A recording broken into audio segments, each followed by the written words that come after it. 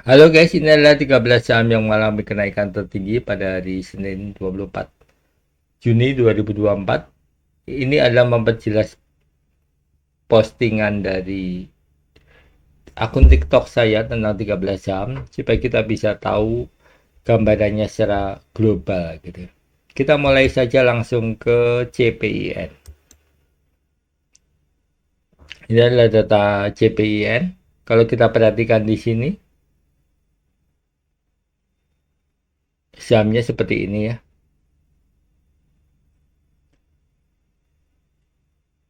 Total asetnya yang hijau ini naik cukup tipis saja. Modal bersihnya juga naik tipis. Yang merah ini adalah modal bersih. Ini kuartal ke 1 2024. Ini ada tulisannya ini. Ini kuartal keempat 2023, kuartal ketiga 2000. Ini tanggal rilisnya ya. Jadi makanya jaraknya beda-beda. Kenapa? Supaya kita tahu efeknya dari rilis laporan keuangan itu seperti apa. Setiap saham tentu saja beda karakteristiknya. Itu pentingnya kita melihat histori sampai 1 tahun itu seperti itu. Dan kalau kita perhatikan di sini, saham ini fluktuasinya hanya 10%, 13% per bulan ya. Juni ini 10,4%, Mei ini 13,7%, Februari bahkan 7,3%. Jadi saham ini sebetulnya saham-saham sideways yang tidak bisa diandalkan untuk uh, profit secara cepat gitu, tapi cukup aman untuk kita bisa bermain di TikTok TikTok gini ya. Ya kalau sebulan mau dapat 2% 3% cukup aman gitu ya. Daripada rugi gitu kan ya.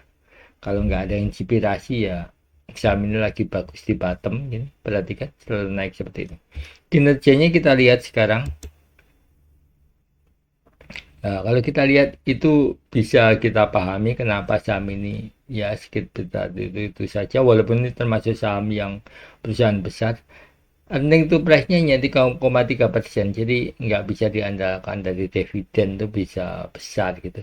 Earningnya, labanya saja dibanding harga sahamnya 3%. Kalaupun dia maksa kasih dividen ya, dividennya cuma 1% per tahun, mau apa gitu ya kan ya.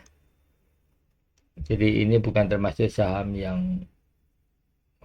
secara jangka panjang bagus, tapi ya siapa mau kalau modelnya seperti ini, kita juga nggak akan beli secara jangka panjangnya karena akan turun naik turun sekitar fluktuasinya sekitar belasan persen saja.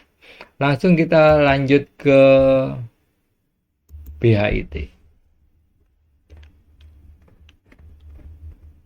Jadi tujuannya analisa ini supaya kita bisa menyesuaikan gaya trading kita dengan karakteristik saham tersebut. BHIT ini sahamnya tidur lama ya di harga 50, kemudian kena FCA, langsung turun jauh di angka 20, kemudian mulai naik lagi sekarang di harga 30. Tapi saya nggak menyarankan saham ini. Kenapa? Saham ini sudah harganya 30, ini saham mati sebetulnya ya. Ini kemarin karena nggak ada batasan harga saham aja dia terhenti di 50. Kemudian ketika ada mekanisme FCA dia langsung turun seperti ini. Jadi saya nggak sarankan. Kita lihat intake finansialnya. Finansialnya nggak jelek-jelek amat sebetulnya. Earning to price-nya 24%. Ya ini terjadi karena harganya sudah terlalu rendah saja. Jadi memang ada kemungkinan naik, tapi eh, perhatikan nih view-nya. Selama 14 hari sudah turun seperti ini.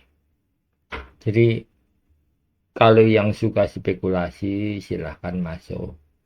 Tapi kalau yang mau cari aman saja ya nggak perlu masuk seperti ini. Ini adalah saham grup dari MNC ya. Kemudian lanjut ke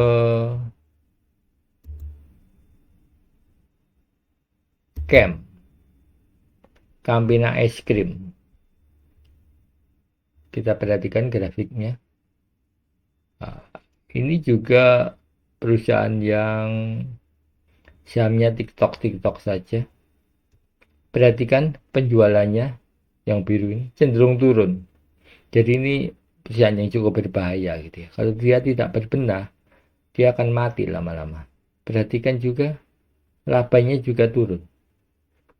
Jadi kalaupun total asetnya ini sempat naik di kuartal terakhir, perhatikan nih, modal bersihnya nggak terlalu naik, tapi secara bisnis jangka panjang, saham ini bisa sangat menderita dan saham ini termasuk saham TikTok yang fluktuasinya juga hanya di belasan, bahkan di sini 7-6%, jadi nggak bisa diambil labanya sama capital gain-nya sama sekali gitu. Jadi jangan terpengaruh seperti ini, apalagi ini sudah over value menurut saya ya. Kalau dilihat dari story-nya, karena penjualannya turun, sahamnya masih di sini. Kemungkinan dia turun cukup besar. Jadi walaupun hari ini dia naik 8,02%, tapi saya nggak menyarankan untuk buy saham ini. Jadi tidak selalu saham yang hari ini naik tinggi itu layak untuk di buy gitu. Jadi karena ada jebakan-jebakan seperti itu. Kemudian kita lihat di sini sisi finansialnya.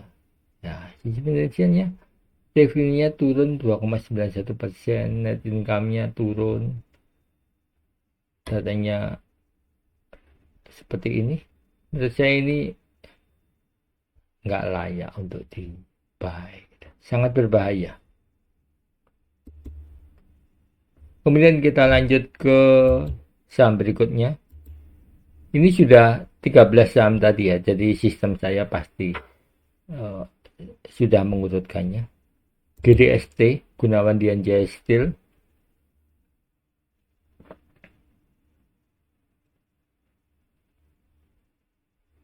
Jadi ini adalah saham Gunawan Dian Jaya Steel. Total asetnya cukup naik, cukup signifikan. Revenue-nya kembali setelah turun ya. Ini 724, tertinggi sepanjang setahun ini. Naik, net income-nya juga naik. Itu sebabnya ini perhatikan ada delay time sekitar 2 bulan baru kinerja keuangan yang baik ini direspon oleh pasar. Jadi akan selalu ada seperti ini, namanya delay time atau namanya lagging time gitu ya. Saham ini cukup bisa di buy menurut saya, tapi secara bisnis memang kita lihat finansialnya, labanya tipis saja ya, dan itu menurut saya indikasi bahwa secara bisnis saham ini dipertanyakan. Itu sebabnya perhatikan harga sahamnya slope-nya cenderung turun ya, dari harga 100-an lebih sekarang sekitar di 128 dan tipis saja. Jadi saya nggak sarankan saham ini walaupun kinerjanya membaik. Kalau mau buy ya di sini. Kalau di sini sudah terlalu, karena ini akan bersaing dengan, ini adalah produsen besi baja ya. Produsen besi baja yang otomatis akan bersaing dengan produk impor, di mana sekarang ini makin liberal ekonomi kita. Produk impor itu makin mudah untuk masuk, jadi itu artinya produsen dalam negeri harus siap-siap meninggalkan dunia bisnis. Oke, sekarang kita lanjut ke POT, PT Pelabuhan Handal.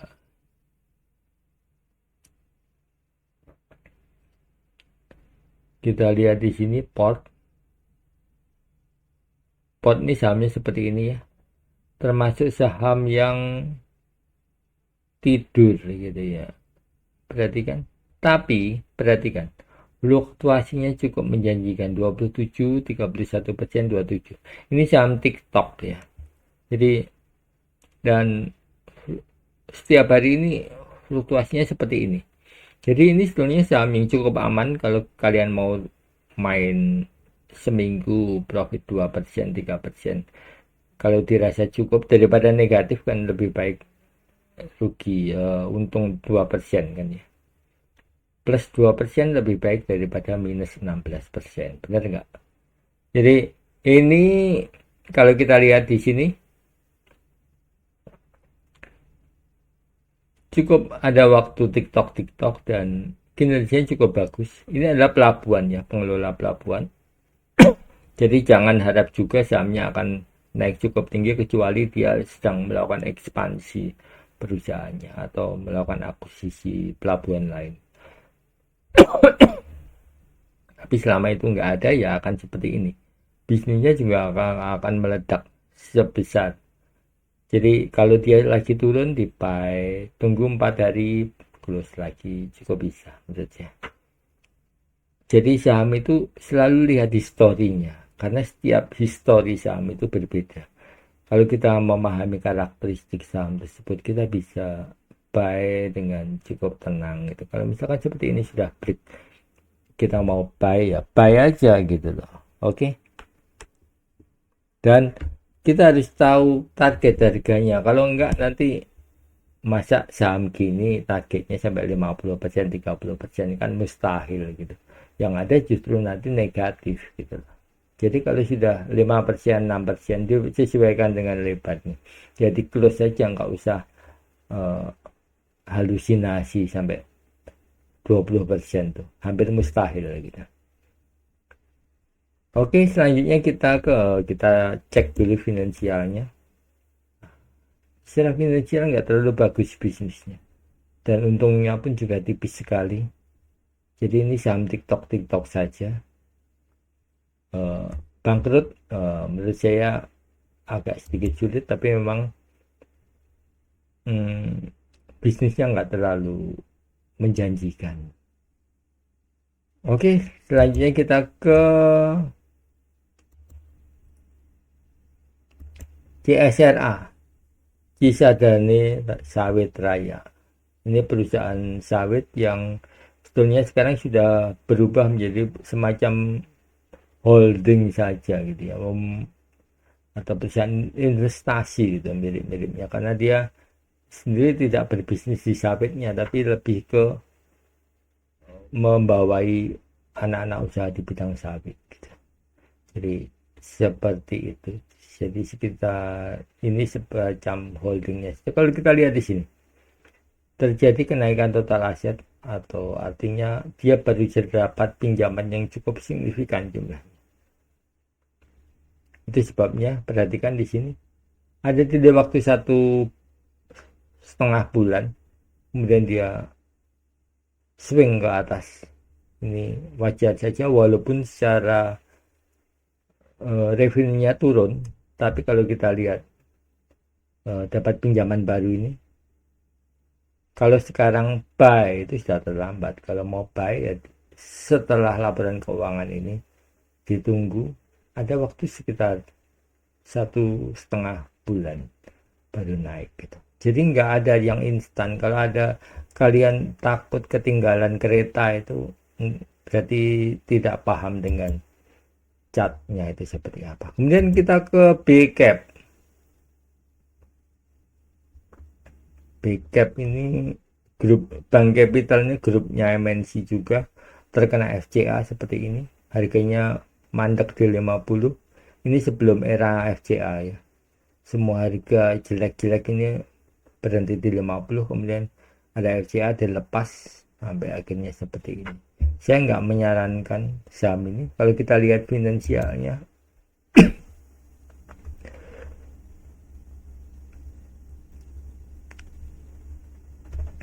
jadi seperti M Capital ini ada induknya Bank Kapital ya, Kapital Indonesia. Jadi terlalu berbahaya untuk bisa di buy. Jadi nggak semua saham yang hari ini naik itu saham bagus gitu. Memang semuanya tergantung, pada akhirnya tergantung style kita gitu ya. Tapi ini bukan style saya, karena ini saham yang sudah 50 Kalau ini keluar ke 50 lagi kayaknya kok mustahil gitu ya. Kenapa mustahil?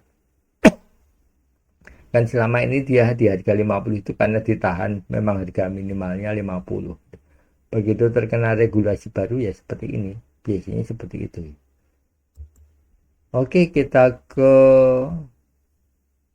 setelah big cap ke Bakri Brothers. Ya, ini saham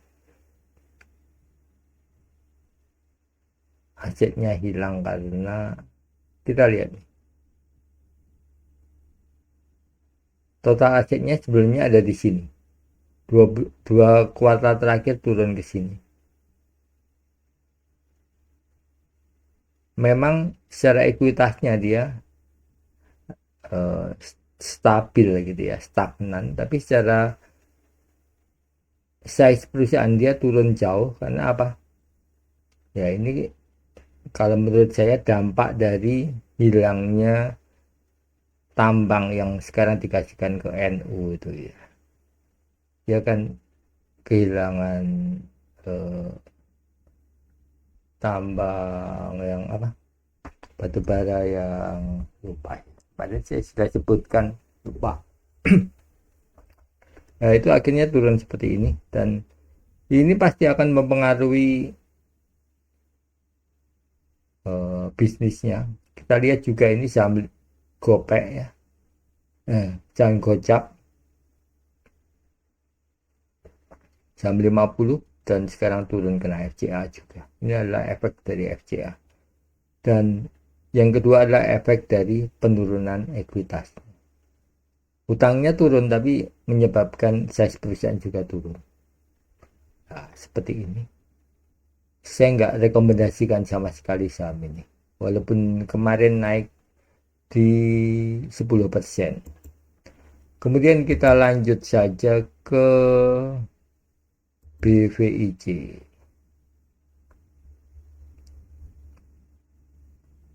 Inilah saham BVIC. Hampir sama juga. Harganya 76. Jadi saham yang harganya di bawah 100 itu memang tidak saya rekomendasikan. Kenapa? Karena ini akan mudah untuk turun ke bawah. BVIC adalah Bank Victoria. Kita tahu bahwa perbankan sekarang ini sedang sulit-sulitnya karena suku bunganya tinggi dan potensi kredit macet. Apalagi ini bank kecil yang biasanya konsumennya UMKM kelas menengah bawah, otomatis potensi kredit macetnya dengan daya beli yang turun tuh kredit macetnya akan makin tinggi dan bank ini akan makin menderita gitu ya. Jadi kenaikan ini hanya soal technical rebound saja dan saya tidak menyarankan untuk masuk ke bank ini.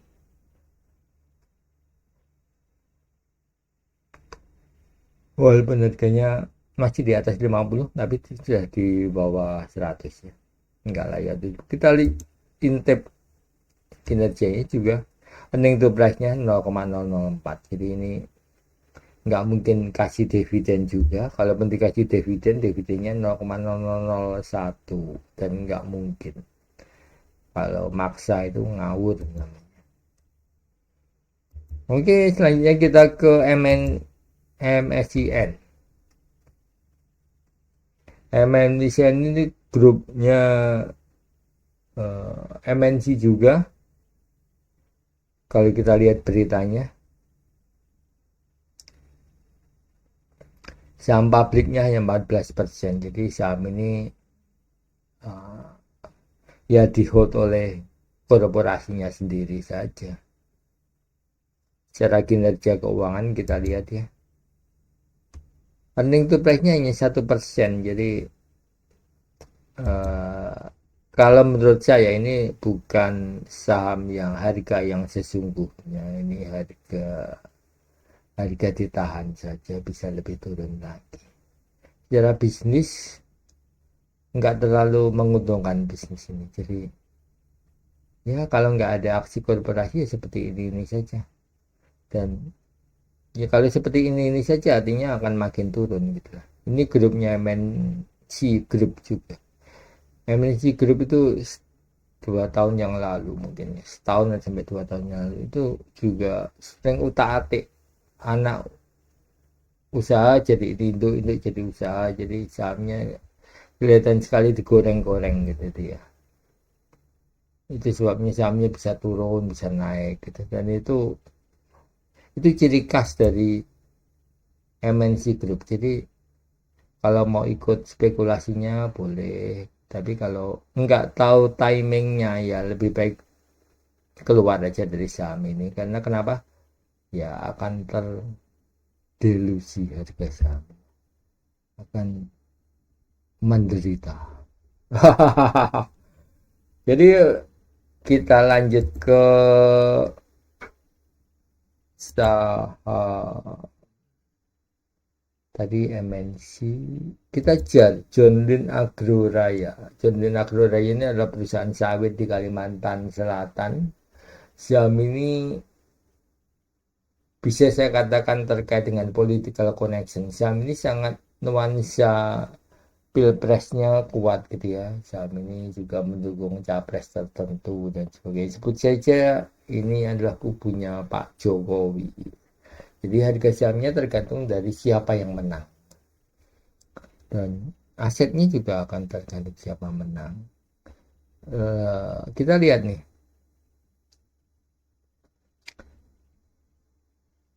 total asetnya cenderung naik dan lumayan signifikan menurut saya, karena ini perbandingannya 1 banding 1 ya. Dan kemudian ekuitas modal bersihnya juga naik, tapi lihat nih, perhatikan,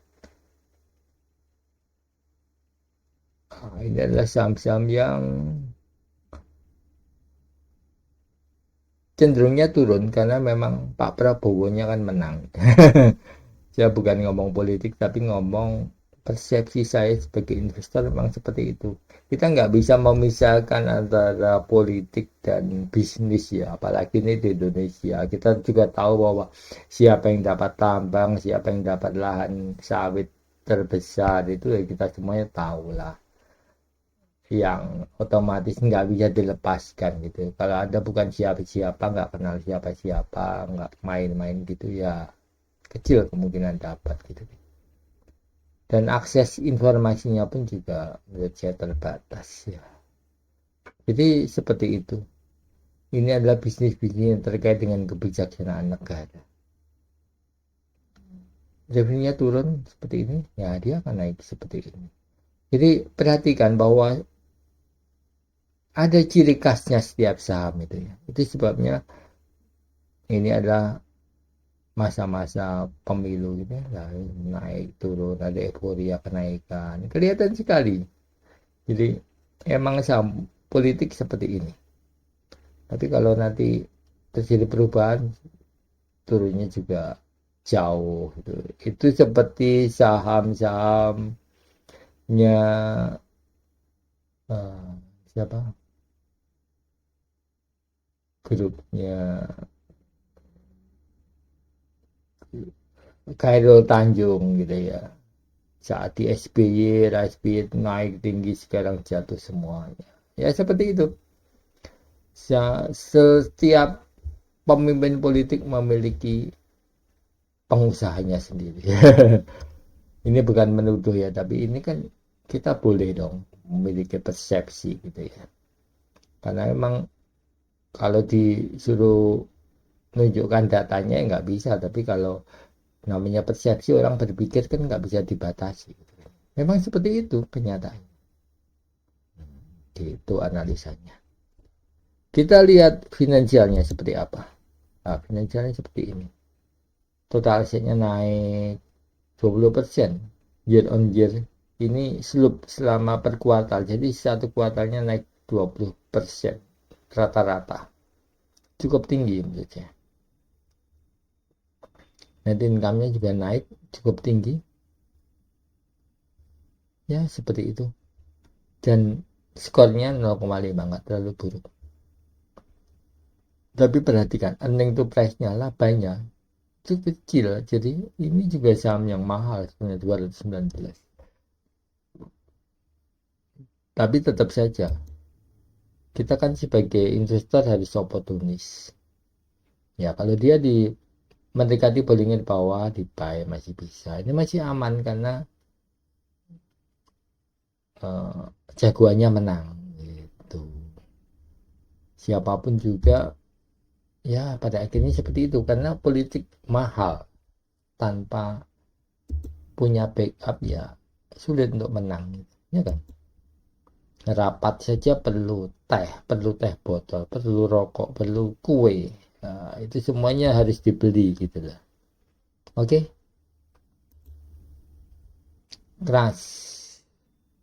Apalagi kalau kongres partai gitu ya. Kongres partai itu duitnya berlimpah. Duit dari mana?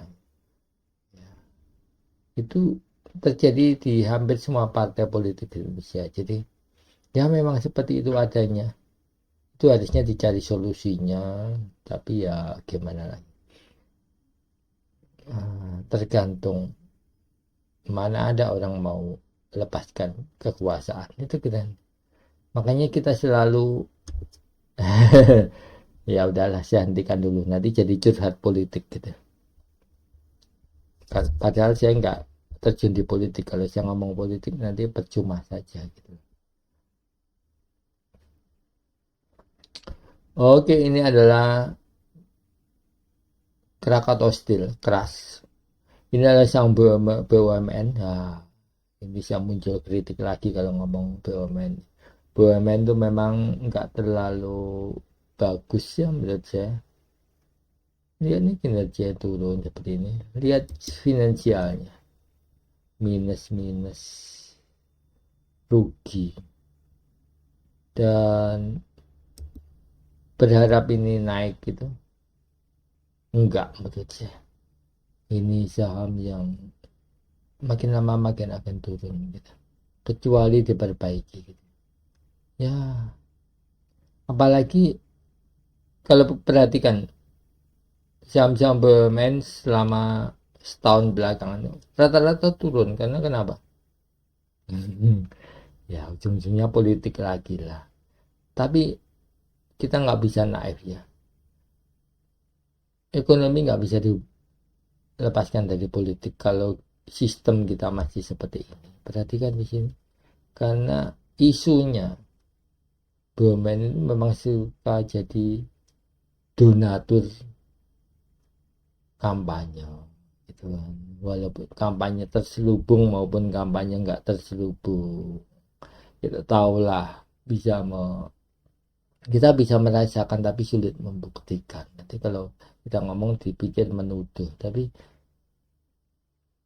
ya ini sebetulnya problem kita semua sebagai bangsa gitu ya.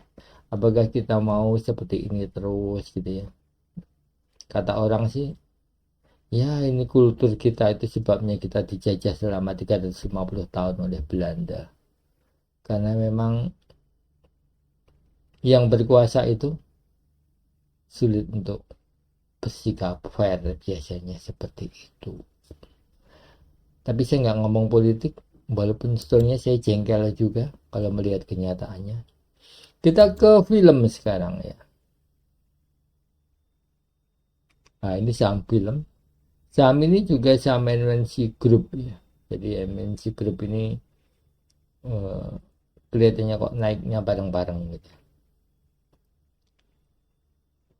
Saham ini dulunya cukup perspektif, saya juga eh, sejak dia mengeluarkan aplikasi Metaverse dulu ya memang saham cukup bagus dan memang terbukti naik, tapi untuk naik selanjutnya dia sepertinya akan tertelan oleh artificial intelligence yang lebih irit dan lebih murah dibanding uh, karena ini akan cenderung menjadi dinosaurus gitu ya.